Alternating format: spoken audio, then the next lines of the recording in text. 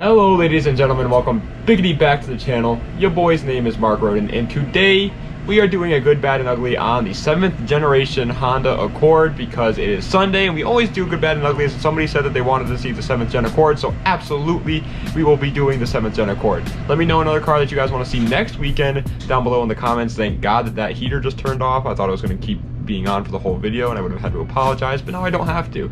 Anyway guys, if you guys want to support the channel more than you already are, you already know the deal, man. Head on over to www.smoothstance.com/shop and you can pick yourself up some merch. All right, I just have to put it out there just in case, but anyway guys, let's get right into the video. All right, so bear with me here on the history part of the 7th gen Accord because it's got a lot to talk about. So the 7th gen Accord, it was built from the years 2003 to 2007. During those years, it went through one facelift that, for looks wise, all it really did was kind of like smooth around the edges a bit. It didn't really add too much, though, to be honest. You can't really notice it. The car was offered as a coupe or a sedan, but the coupe is the much more sought after one since the sedan just had these god-awful taillights that just did not work with the car at all, really. But that doesn't stop people from modifying the sedans too. They actually do like them. And to be clear, overseas the 7th gen Accord looks a lot different than the ones that we got in America. And in America it actually goes by the name Acura TSX. You ever heard of it? Yeah, it's pretty damn sick, but we are not talking about the car overseas in today's video. We're just talking about the North American Accord, so just putting that out there. The Acura TSX is technically like the Euro Accord for us.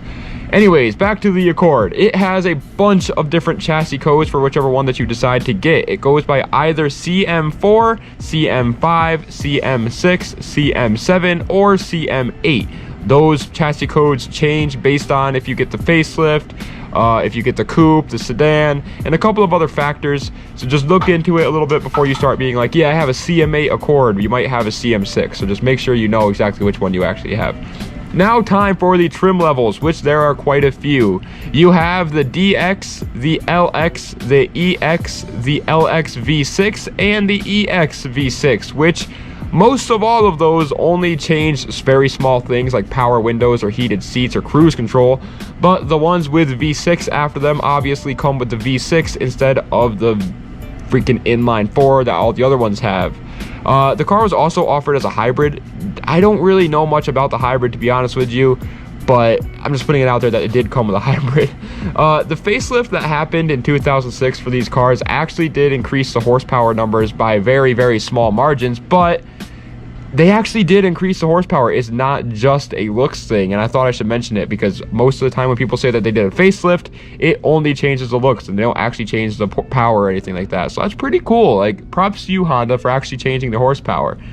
Now for the engines, you got the DX, the LX, and the EX, which all came with a 2.4 liter inline 4 that makes 160 horsepower pre-facelift, but 166 horsepower after the facelift, which once again is very cool. And you got the LX V6 and the EX V6, which both came with a 3 liter V6, making 240 horsepower pre-facelift and 244 horsepower after the facelift. Now, I know it's kind of confusing that there's a lot of freaking trim levels, a lot of different horsepower numbers and engines, but that's Honda for you. They always do that. And you may think the obvious choice is the V6 in this scenario since it has more horsepower out of the gate, but the inline 4 found in these cars is actually a K-series motor, which is one of Honda's most legendary lines of engines to ever exist. So if you enjoy tuning more than just straight line speed right out the gate, then you might want to go with the inline 4 actually, because you can freaking tune those things to do pretty damn good. Also, the hybrid Accord is actually the fastest of the three. It comes with a 3 liter V6 just like the freaking normal ones, but it has a hybrid engine, so it makes 271 horsepower, which is honestly kind of funny to think about. Like a Honda, like everybody's all like, oh, hybrids suck, but the hybrid is actually the fastest of the Accord, which is really weird. Anyway, all Accords were offered as both a manual or an automatic, and all of them were only front wheel drive.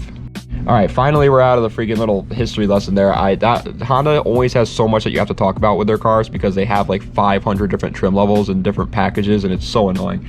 But Now it's time to get into the modifying scene for this car and what people like to do when they modify these things. And we're going to keep it pretty small here because pretty much they are only used as show cars. Yes, they have tuning potential with them, but it seems that people would rather go with the safe options of an Integra or a Civic than an Accord, so they don't really get used up much for the tuning world. If you do want to tune the car though, it is a very good choice for that. I just don't know if it's going to be the popular option. People won't be like, you know, on your side for it if that matters to you. Personally, I don't think it matters anyway, just do you. But if you care a lot about like what people's opinions are, then maybe you don't want to modify one. It's funny because this car, honestly, the engines are used to be modified in other cars more than the car itself. They usually take the engine out of this car and put them on other cars, which is really weird. But for show cars, they absolutely slam them on the ground and add freaking massive camber to it and call it a day. The coupes have very good body lines for stance, so it works really well. They just work as a stanced car. They're almost never seen racing, rallying, or drifting though, because they weren't really built for that, and they're front wheel drive, so obviously they're not going to be drifting, but they weren't really built to be like a super fast race car, and so people don't really turn them into those. Now it's time to get into the good, the bad, and the ugly. And in case you're new here, the way this works is first I go over the good, which are things that are just great about the car and you can't deny are good things. Then we go into the bad, which are things that are take it or leave it. It's up to you if you like it or not. And then we go into the ugly, which are things that are just bad about the car in general, and you just have to admit that they're kind of suck. And we're going to start off with the good. And right off the bat is the price. They are cheap. Like, very, very cheap. You can pick one up under $5,000 all day long, no problems, and for what they do, that's a very good price. Next is the daily drivability. They are great, and I mean great, for a daily beater that you can just lower and have some fun in while looking a little cool, and they're not like going to stop the show, but they aren't going to like make anybody bored either. They have a Honda engine in them, so you know they're not going to break on you, and they have plenty of room for all your friends if you get like one of the sedans. Next is the aftermarket support for the engine is great. They have a extremely highly tunable engine in it, so companies made lots of parts for them. Just don't expect a lot of exterior mods because there's not that much going around.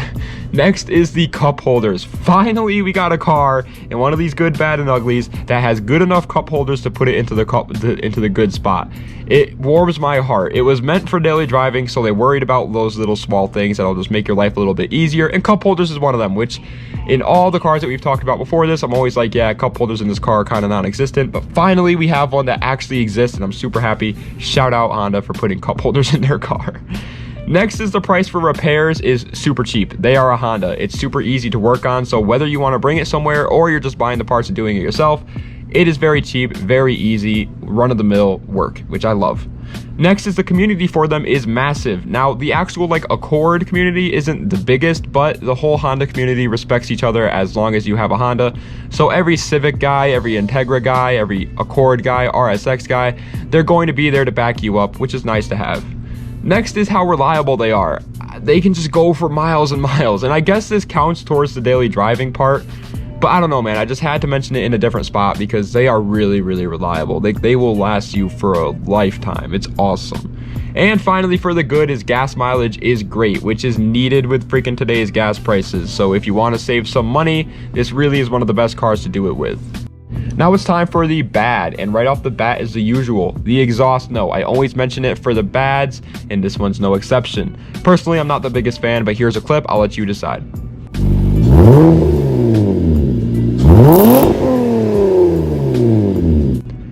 Next is the interior. It isn't like terrible. It's not like an awful interior, but it's just boring. All right, they didn't care much about that when building these cars, and it really shows. It's just a boring old 2000s interior. There's nothing special about it. Like, you're not going to be like, wow, this is a nice interior, but you're also not going to be like, this interior freaking sucks. So it's just an interior that's kind of boring. Next is the looks. These cars are absolutely not for everyone when it comes to looks. You kind of gotta like the old sedan styling to enjoy them, and personally, I'm just not the biggest fan, so I put it in the bad. Next is the headlights. They get oxidized very easily, it seems like. I feel like every single time I see one of these cars, the headlights are just bright yellow. I don't know though, maybe it's just being mistreated, but it seems worse than normal. It seems like they're getting oxidized easier than a normal car, so I just wanted to put that there. Next is the paint fade, which is kind of the same as the other one. It happens on every one of these cars, but these cars are a bit more than usual. I don't know if Honda didn't really care about these like small things and more worried about the engine and reliability, but they just don't have the best like build quality on small things like oxidized headlights or paint fade. The paint's almost always faded on these cars. You just have to live with it. Next is the sedan taillights. I just can't get over them. They look freaking awful to me. I just think they look terrible. The coupe, totally fine. Looks good. But the sedan is just not it. But hey, I'm putting it in the bad because maybe some people like that.